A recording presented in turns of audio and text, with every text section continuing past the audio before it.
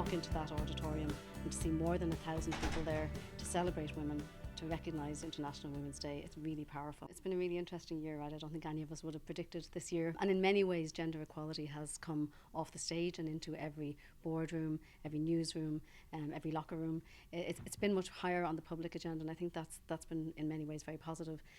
For me, the thing I would say I've noticed most is that more men have engaged in really wanting to be advocates for equality. So this is our 13th annual celebration of International Women's Day, and it's just become such an important part of the fabric of our business to put role models on stage. We had an amazing set of panellists today, and it's really just about us calling out the importance of gender diversity and inclusion. I think that across a whole range of industries we have issues around female participation, female advancement and to management roles. So even in places where we have more women coming into organisations or professions, they're still not making it to the leadership and management roles. But I think that in essence the change that we require is not just organisational, it's actually a mindset change. I think the progression that's been made so far in terms of the role models and the different women that we see in society in all walks of life and how they're being profiled, I think that's fantastic, and it'd be great to see that continue and even have more robust of a spectrum of those women, and to keep seeing those women and their stories, to see the younger generation, both boys and girls, to be inspired by that.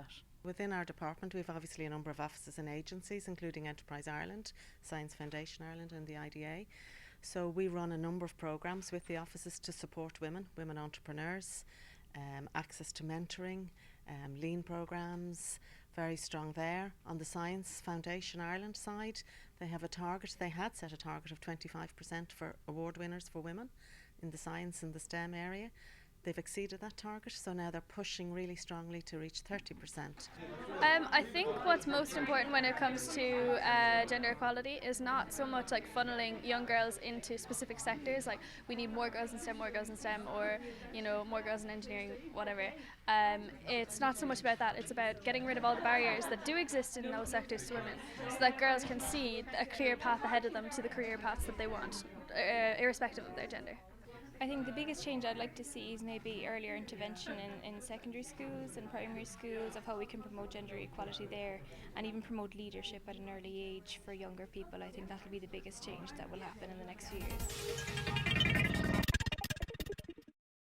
Enjoy this video?